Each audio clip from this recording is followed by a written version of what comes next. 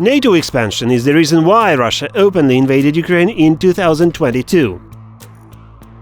That is what the propaganda spread by the Kremlin is trying to persuade us of. But let's find out the truth.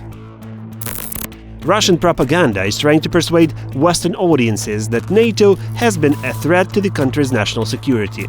The Kremlin is trying to promote the idea that expanding eastwards, the military bloc has betrayed the 1990 agreement they struck with the USSR, promising not to expand beyond the territory of East Germany.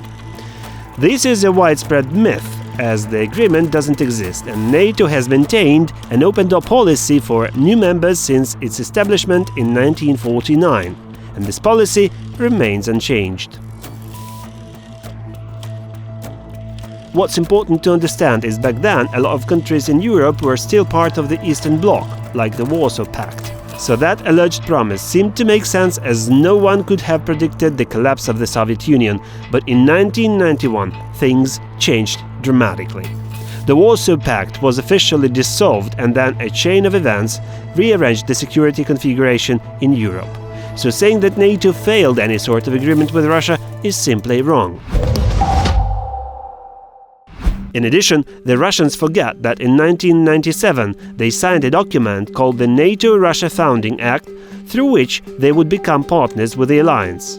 They also forget to mention now that they committed to guaranteeing peace and security in the Euro-Atlantic area, as well as the territorial integrity of all member states.